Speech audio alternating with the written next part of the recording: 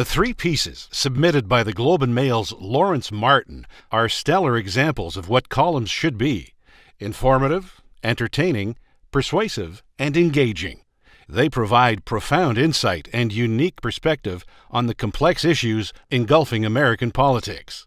With tight, clear prose and deft analysis, Martin identifies Donald Trump's elastic toughness, something that has escaped many of his critics. In another column, he blends insight with historical analysis to skewer George W. Bush's efforts to refurbish his tarnished presidency at the expense of Trump. In his third piece, he lifts the gauze from the purported objectivity of American journalism. Judges said all three pieces illustrate Martin's insight and powers of analysis. Melissa Martin of the Winnipeg Free Press brings delicacy, authenticity, and a remarkable sense of openness to her columns. She is willing to expose her own vulnerability to help readers gain new insights into important subject matter. A column about spousal abuse allegations against a politician opens with a chilling description of her own history as a victim of domestic violence. She similarly offers a personal perspective on Harvey Weinstein's pattern of sexual harassment and on the advantages and disadvantages of Uber cabs. Such references to personal experience allow Martin to shine fresh light on difficult issues.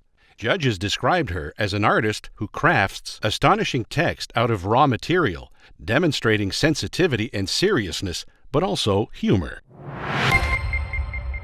Paula Simons of the Edmonton Journal submitted three columns about the shocking case of Serenity, an Indigenous girl from Alberta who died at age 4 from neglect, abuse, and malnutrition.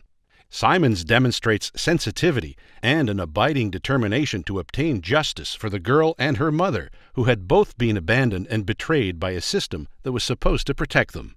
With her straightforward and unadorned style, she casts a raw light on injustice and restores dignity to a mother who had no one else advocating for her.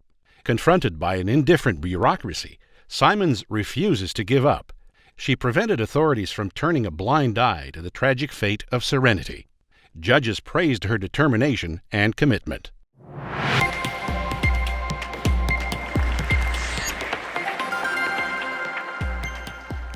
The award goes to Paula Simons.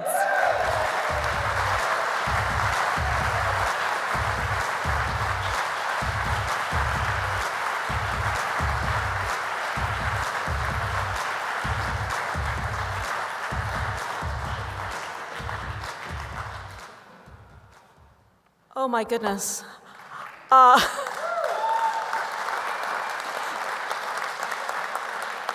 Damn, I can no longer call myself the Susan Lucci of the National Newspaper Awards. You guys, I had all worked up my indignation and my outrage for my own self-pity, and now it's all wasted. Years ago, I had a city editor. He was a great guy. This was not one of his greater moments. He said to me, "When are you going to stop writing stories about dead Aboriginal children?" And I said, "I don't know, maybe when they stop dying would be a good..."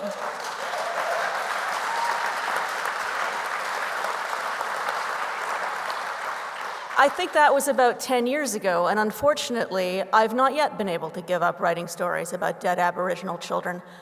But when I look back at some of the work that I did earlier on in my career, I see now that I wrote through a lens of a bit of a white savior complex. And some of these articles I look back on, I blush for myself, because I think I really did feel when I was naive and green that these were my fights to win. With these three columns tonight, I really tried to give voice back to Serenity's mother. I've never been allowed to say her name, because under Alberta's less draconian than they used to be, but still not great child welfare laws, I'm not allowed to say anything that would allow you to recognize the names of her surviving children. But since we're not in Alberta tonight, I'm going to say her name, her first name. Ashley entrusted me with this story a year and a half ago, and I have really tried to make it my mission to give her voice, to give her back the agency that the child welfare system took away from her, to let readers see that it was because of Ashley's courage, not my columns, that we were finally able to get some small measure of justice for this little girl who was tortured and sexually abused and whose story was swept away and covered up by the very RCMP and child welfare workers who were supposed to be looking out for her interests. So I want to thank you all, although as I say, I've been nursing a grievance for so long, I don't know how to win. But thank you, I'm going to start trying to learn.